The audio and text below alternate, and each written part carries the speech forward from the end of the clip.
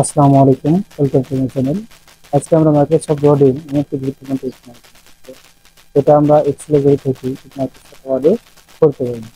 এটা আসলে এমন, এখানে একজন স্টুডেন্টের কয়েকজন স্টুডেন্টের নাম, তারপরে হচ্ছে নাম্বার দেওয়া আছে, বিভিন্ন বিষয় মার্কস দেওয়া আছে। এই মার্কসটা আমরা যদি টোটাল করবো, এই কাজগুলো আমরা এক্সেলে করতে পারি, কিন্তু ওয়ার্ডে বা এমএস ওয়ার্ডে করতে পারি না। অর্থাৎ এমএস ওয়ার্ডে কিভাবে টোটাল করা যায়, এমএস ওয়ার্ডে কিভাবে যোগ করা যায়, এই বিষয়টি নিয়ে আজকের আলোচনা।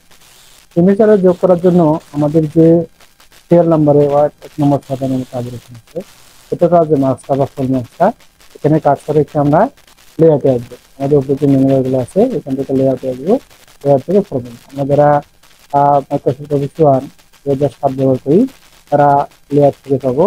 আর যারা মাইক্রোসফট অফিস 1 ওল্ড ভার্সন ব্যবহার করি 3, তারা আমরা ইনসার্টে গিয়ে ফর্মুলা পাবো, ইনসার্টে গিয়ে ফর্মুলা পাবো, ফর্মুলাতে গিয়ে ফর্মুলা পাবো।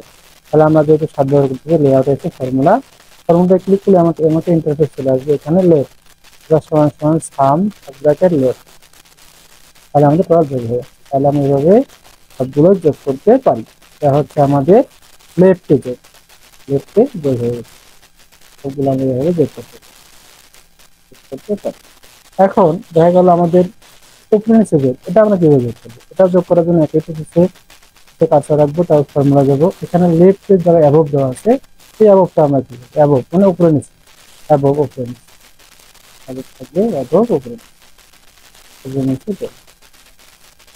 এখন এটা আপনারা চাইলে এপাশে অর্থাৎ অ্যাবভে যোগ করতে পারেন, লেফটে যোগ করতে পারেন, এটা আপনাদের মনে হয়ে যেতে।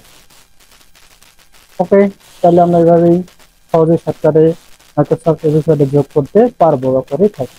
ধন্যবাদ সবাইকে, ভালো থাকবেন, সুস্থ থাকবেন, আল্লাহ হাফেজ।